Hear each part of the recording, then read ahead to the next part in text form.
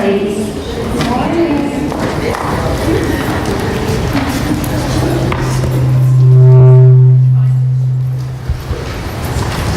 All right, before we get started, I just was talking to Kathy, and between Wednesday collection and Tuesday evening group, we've collected just about $520 to give to Autism Speaks in Donna's name. So I'm excited to do that. We'll also notify I want to let the family know. I'll let Al and her daughters know what we've done as well. So thank you for that. That's precious in her name. Okay, we are going to start in Genesis 4, and we are only looking at 8 verses today. And when I saw that in the book, I was like, yes, not a whole chapter. It won't be so long, and I won't have so much to pick from, and it's still a lot of truth, a lot that we need to look at. There are so many things, so many truths, so much implied in these 8 verses. It's so full. It's so good.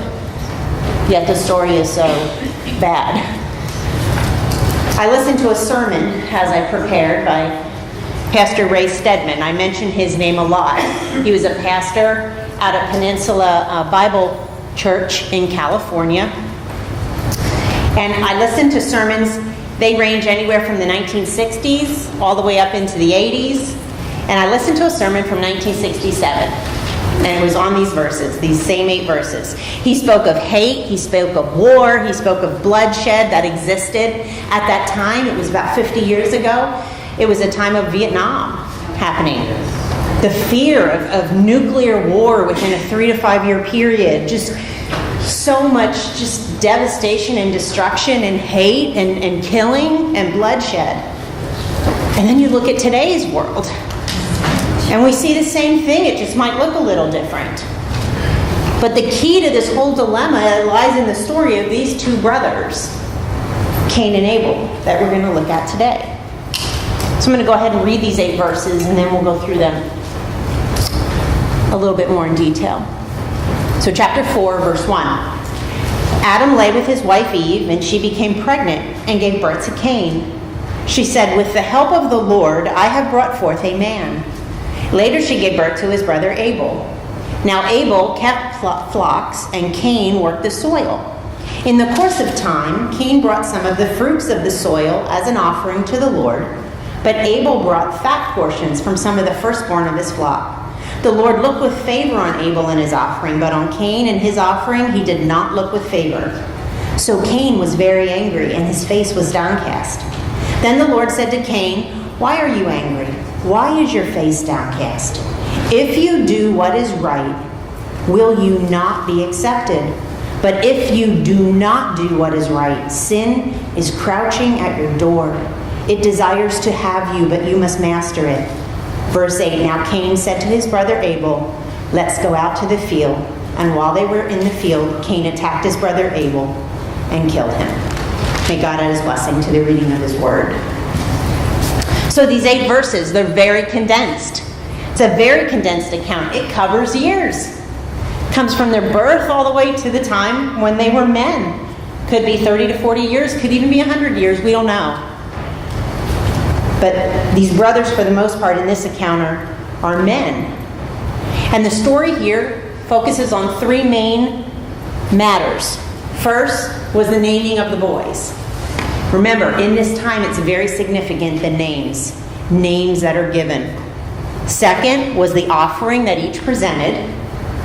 And then third is the reaction of Cain to God's rejection. So that's what we're going to look at today. The naming of the boys, the offering each presented, and then the reaction of Cain to his rejection of his offering. So, Eve became pregnant. She gave birth to her firstborn, Cain. That word, that name is very significant because it means gotten, to get. We get our word begotten, born. Eve named him Cain, and she said, "I've gotten the man with the help of the Lord." Now, unquestionably, she is referring to the great promise in Genesis 2:15, when God said, "I will bring forth a seed that would bruise the serpent's head." Eve remembered that. She understood it would be a divine being. God was going to bring forth someone who was going to bruise the serpent's head. Crush him. So when this first child was a son, she felt justified naming him Cain, begotten, thinking this is the fulfillment of God's promise. This is the guy. This is the divine child. Even though she had no idea, God didn't tell her a time frame. He didn't say it would be your child. But she thought, wow, God's promise could be fulfilled through this child. The second-born child, they named Abel. Abel means frail, weak, suggesting that already there are physical effects of sin being apparent in mankind. He wasn't born strong and robust. He was frail. He was weak. I don't know if he was sickly, but that's what the name Abel means. So there's strong implication in this account that the names represent the attitudes of the parents toward the children. Cain is the firstborn, the strong one, the divine one, the one that they think is fulfilling God's promise. And then there's the second son who's frail and weak, probably smaller, I don't know. But the firstborn is the stronger of the two. Born under suspicion, he was the one God spoke of, this child of destiny. So already at the birth of these two boys, if we think about this, seeds of arrogance and conceit are already planted in the heart of Cain, because they're probably saying, you're the one. You're who God's choosing. God's going to use you. So simply by the way Adam and Eve treated their children, how significant is that? The way we treat our own children can later on in years produce fruit of heartbreak and despair.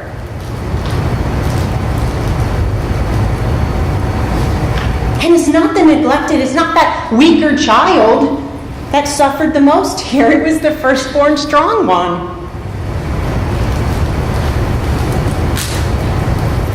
So the scene changes. Tell us the names that they're born, and now they're adults. They're grown. They're supporting themselves. Cain is a farmer. He's tending the land. He's the keeper of the land. And Abel is a shepherd. He's the keeper of the sheep. And Moses is telling us that each brought an offering to the Lord. And again, two things are strongly implied here. They're not said, but they're implied. First, it's clear that there was a prescribed time that existed where an offering was brought to the Lord. There was a bringing of an offering. There was a prescribed time that an offering was brought. Second, there was a prescribed place where that offering was brought. They were to come into the presence of the Lord. They were to bring their offering. This isn't just some whim or something they just thought of. This was something they did as a people. They were bringing their offering before the Lord. And then there's this fact that I read in Warren Wiersbe's commentary. He says, remember at the end of chapter 3 when God placed two cherubim and the flaming sword at the entrance to the garden so that they could not re-enter the garden? He actually created a mercy seat there. Because when we think of the tabernacle, when the mercy seat was built, two cherubim are placed above it with their wings intersecting, creating a mercy seat where all the offerings were brought. God literally created that mercy seat. This could be where they were bringing the offering. And it's very likely that Adam, Eve, and their children came at a prescribed time, whether it be yearly or whenever it was, to place an offering there to the Lord. It's also indicative that Adam and Eve had passed on to their boys what they had learned and knew of God. Train them to worship, to bring an offering. And in the beginning, there was no mistake. Man knew God. Adam and Eve walked with God in the beauty and the quiet of the garden. He taught them, filled their minds. They had knowledge of who God was. They understood God. And there were prescribed things that were done now, especially with sin in the picture, the offerings, where to bring them, when to bring them. So the boys brought 2 offerings. Now it says here that God accepted one and he did not accept the other. I don't know how that acceptance was shown. I don't know if he brought fire down and it burned what he accepted and left what he did not accept. Whether fire consumed it. But Cain brought fruit. He brought fruit and it was rejected. Abel brought sheep and the fat from the sheep and it was accepted. And if we think about it, Cain knew better than to bring fruit to God. He knew from his dad that God had cursed the ground. You don't bring God an offering from the ground. It was an insult to God. And God, through his teaching, through his word with Adam and Eve, made it clear that without the shedding of blood, there's no remission of sins. Remember when they were ashamed and God made them a covering? He had to kill 2 innocent animals or as many to make the covering. Blood was shed in order for them to start new. When Ray Stedman, when I listened to his sermon, he said, so why is this so important? This Old Testament stuff. And he said it's designed to teach us something. All the symbols of the Old Testament are designed to teach us something. It teaches us this matter of sin, he says, is no light matter at all. It can't be handled with earnest resolve, or I'm going to turn over a new leaf. It can only be solved by death.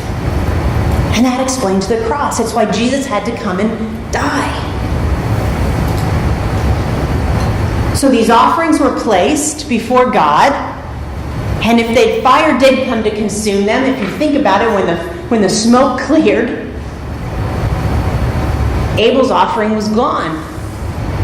And Cain's was untouched. And what does it say? Moses says, so Cain was very angry. So angry it was written all over his face. Ever get mad like that or have a reaction or emotion to something? I have a really hard time my face not showing what I'm feeling. He was angry and his countenance fell and it was so visible on his face. There was no mistaking it. He came expecting God to take his offering. Perhaps he was pleased with himself. Perhaps he looked at that grain and he was like, God, this is good. I'm going to bring this. This is way more pleasant than what my brother's going to bring. But his smile turned to a frown. He was resentful and his face changed. We all know that feeling. And in that moment, there was jealousy. There was like a rage. Why is that still there? Why wouldn't God take that?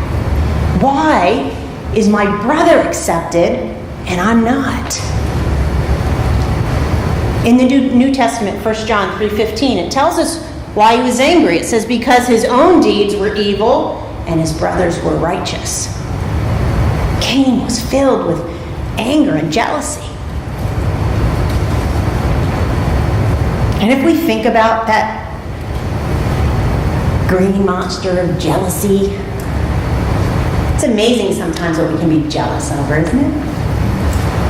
My neighbor's new car, that other house that's getting all built up and 3 stories tall, some neighbor or family's child who has the best dolls and the best toys, and your child doesn't. In the workplace, this person has a bigger office than you, they have more windows than you, they have a view. Don't we find all sorts of things? Why is my picture smaller than her picture in this? We get jealous over so many trivial things. And they're petty.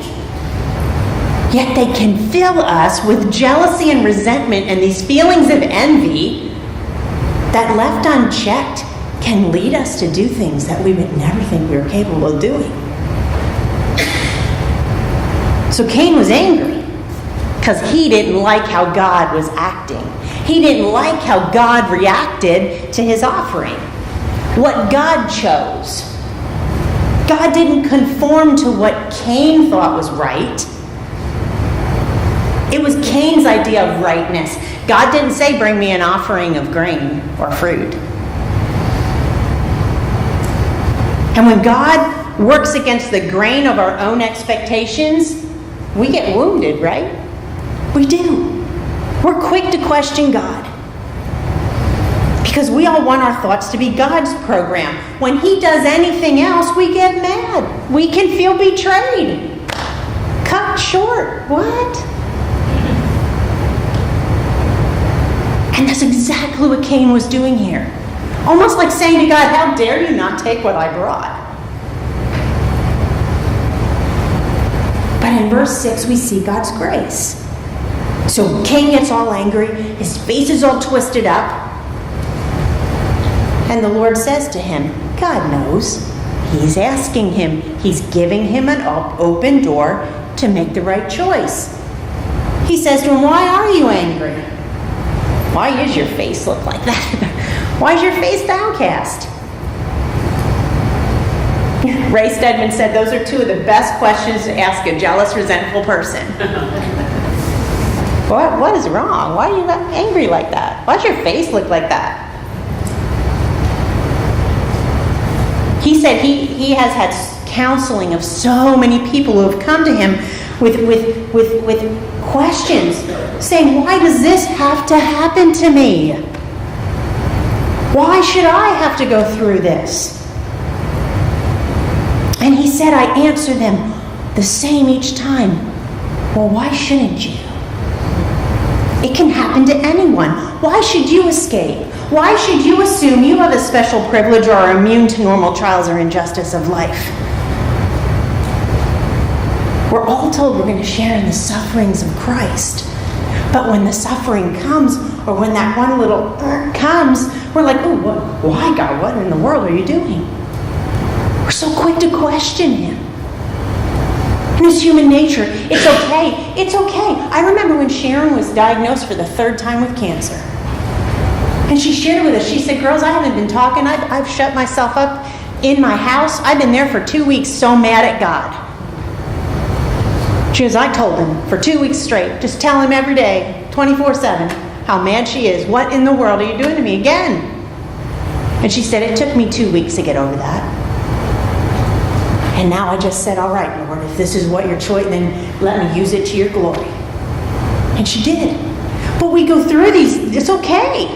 God's given us these emotions, it's okay. Can't keep them, can't let them fester, can't not deal with them. Lay them out before God. Ask him. And when you're in prayer and on your knees and you're reading his word, he's going to tell you why, or he's going to show you why, or he's all of a sudden going to give you a peace in your heart that you're like, this, I don't know where this came from. From him.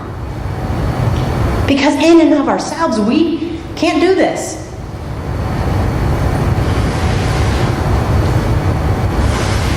So God's grace, he asks him these 2 questions. And then in verse 7, God lights this lantern of warning. And he says, if you do what is right, will you not be accepted? But if you do not do what is right, sin is crouching at your door. It desires to have you, but you must master it. When he said to Cain, if you do well, it doesn't mean do your best. It doesn't mean everything will be okay if you just do your best. What it means, if you do well, means if you bring the acceptable offering. It's not about just go get me some different grain or go get me something else. It's bring the acceptable offering. Bring what God has asked you and expects you to bring. If you go to your brother and maybe trade some of your fruit and grain for a lamb, and then you bring that lamb, there's bloodshed and there's remission of sin, and then you'll be accepted. It's not too late. God was giving him an opportunity. If you do what is right. It was okay. He had done what was wrong, but go do what is right and bring it back to me.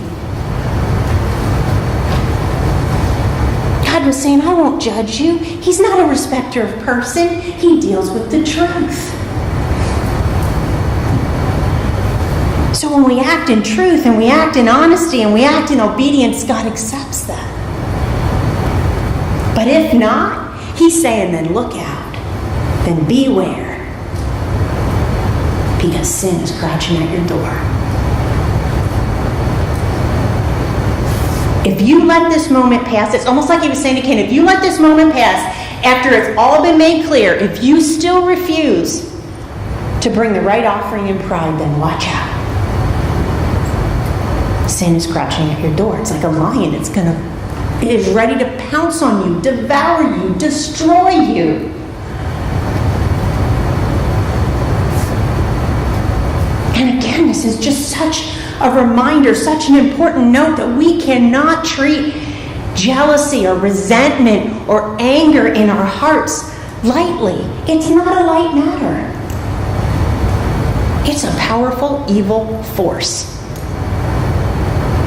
And if we let it fester in our heart, resentment against God because of what he has allowed, or you're angry or jealous of someone and you just stuff it, sooner or later, you're going to say something you didn't intend to. Sooner or later, you're going to do something that you didn't intend to. And you will find yourself doing things you otherwise never would have done. And that's what happens here with Cain. So Cain didn't go then and bring the right offering or the acceptable offering. He disregarded God's warning. He refuses to repent. He nurses his jealousy, and soon his mind composes a diabolical plot against his brother. And I don't know what his thinking was, but you know where your mind goes. He thinks he's so good. He thinks he's so holy. I'll show him. He was just being obedient to God. He brought the offering that God expected, that God required. So Cain, verse 8, now Cain said to his brother Abel, he didn't say, let's go out there because I'm going to kill you. He's like, let's go out in the field. Deceived him, tricked him. He plotted against him. And while they were in the field, Cain attacked his brother Abel and killed him. It's what makes a man kill his own brother. We think about what's happening in this world today. The shooting that happened in Las Vegas. We can think about the wars and I read a devotion this morning. I think it was Anne Graham Lotz, and she was talking about how many Christians are killed on a daily basis. In the world, there are 400 Christians killed daily for their faith. And she said, we're worried about what we're going to wear and what we're going to eat today. There's 400 Christians a day being killed for their faith in Jesus Christ. There's abuse, such abuse. Physical abuse to children, people, just to each other.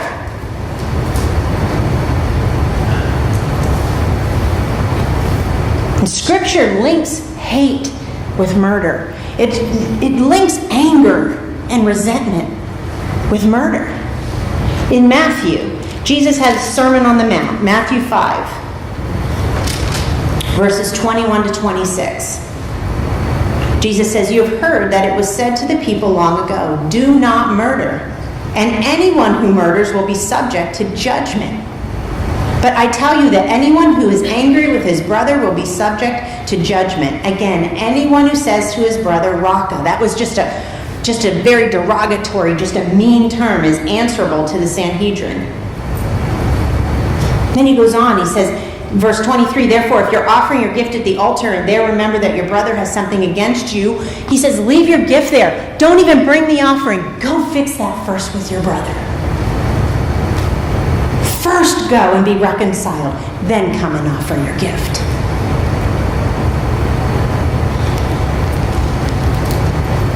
See how far removed our thoughts are from God? His thoughts, I say it all, Isaiah 55, 8 and 9, his thoughts are so much higher and bigger and so much more awesome and incredible than anything we can think. What we regard as trivial, he sees as a monstrous thing. He thinks it could threaten our peace. That can threaten your life. In John, if we hate our brother, we have murdered him in God's sight. If we hate, in God's sight, in God's mind, that's murder.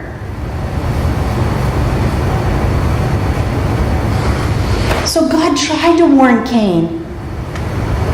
He said, you don't know what you're doing. Let that hate fester in your heart, and before you know it, you're going to be capable of killing your brother. In Ephesians 4:26, Paul says, in your anger, do not sin. Do not let the sun go down while you're still angry, and do not give the devil a foothold. That word foothold, that means don't give him the opportunity. Don't give him a platform to stand on. You're giving him a base in which to advance and be active in your life when we give him a foothold.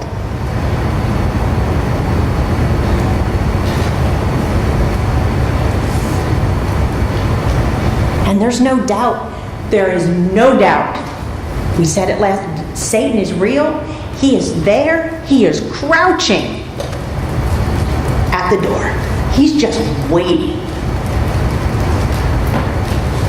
And he will spring on us when we give him the opportunity.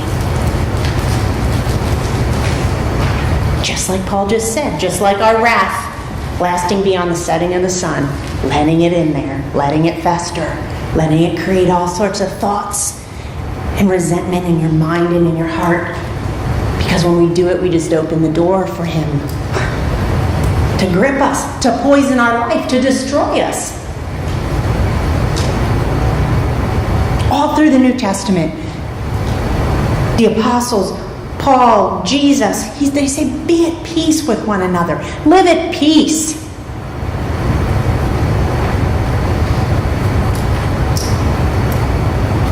And this anger, this jealousy, it is ugly. That word fester, it's like something that just is so gross and ugly. And I think sometimes if we could see that ugliness, maybe we'd be more prone to turn from it. But it's inside here. We can't see it. So many times it's so easy to just, it's not there. I can put on whatever face and I can leave all that in there and no one knows. This summer, I wasn't even thinking of it. This summer, I had this spot that the dermatologist worked on and removed, and they tested it, and it came back as basal cell cancer and some other type of cancer cell. So she said, I'm going to have to do surgery. I'm going to have to take it out, and it would have been like an incision this big, like right here on my chest. So I went in all prepared to have this incision, and she said, I just don't want to do this scarf. I leave you with this scarf. I don't have to. So she gave me this cream. She said, take this cream and you put this on your skin, this circle all around, she said, and do it for 6 weeks. Well, she said 4 to 6. I did 4. But she said do 6 if you can tolerate it. So I put it on. And in the beginning, it was okay, no big deal. And then all of a sudden, it just started to fester. It was gross. It scabbed, and it was ugly, and it was oozy, and and I'm covering it, and I'm trying to, in the summer, trying to wear stuff that's up to here, or have a big Band-Aid across my chest. And it was constantly bothering me. I just wanted to just scratch it off. See, all that was cancerous cells being treated and coming out is so ugly. But so many times that ugliness is inside us, we don't see it come festering out. And I thought when I looked at that, after those 4 weeks of putting that stuff, I was like, oh, this is like sin inside of us. It's this ugly. If we could honestly see it like this, we probably wouldn't want it as a part of us. So just leaving this stuff in there, it's ugly. It's oozy and gross. It's not attractive. And God is saying to us, if you do what is right, if you offer my forgiveness, if you treat people in a loving, kind way, if you're not judging them, that ugliness goes away. It's not festering anymore.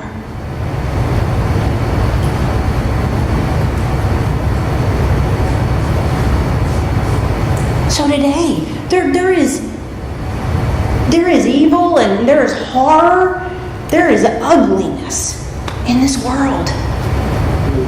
How much of it spring out of seeds of dislike for one another? And then the refusal to repent, the refusal to turn to God, who's offering us His grace. He's warning us here. To me, He's saying, you don't know what you're dealing with. It is so powerful. You can't handle it. Not alone. So we can think of, how about you? Are you angry with someone? Are you holding a grudge in your heart? Do you have resentment against somebody else? Are you seething with hurt feelings over something someone said or did to you yesterday, weeks ago, years ago?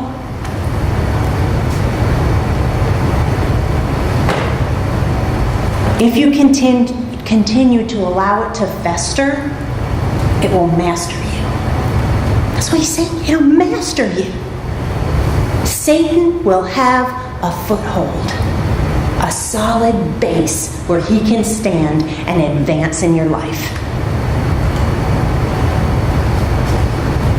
But God says, He promises, if you do well, if you bring the offering that He provided, if you bring forth forgiveness, you will be accepted. And what follows is peace in your heart, peace in your life, a well-being. When I say it is well with my soul, a soul that is strong, that is well, that isn't sick, that isn't festering. And as we read these 8 verses, I think God says the choice is yours. The choice is yours, the choice is mine. How we respond to this. Let's pray. Dear Heavenly Father, God, we thank You for Your word. I thank You for these 8 verses in the beginning of Genesis 4. And Lord, we just see sin and the ugliness of sin. We can call it whatever we want. We can make it look better. Lord, it is sin. Plain and simple. And it's ugly. And it festers. And it's not attractive. And it, worst and most of all, gives Satan a foothold in our life. So God, I pray that through Your Spirit and through studying these words, Lord, that You would help us. You would give us strength to forgive, to turn, to repent, to bring the right offering before You. And if we don't know what that offering is, Lord, that we would fall on our knees before You and ask. And when you show us, when you give us direction, when you lead us in your Spirit, which you will, Lord, that we are obedient to that we don't disregard your warnings. Because we know, Lord, that sin is crouching. Satan is crouching. And all he wants to do is kill and destroy. So, Lord, I thank you for this word. Such a powerful word today.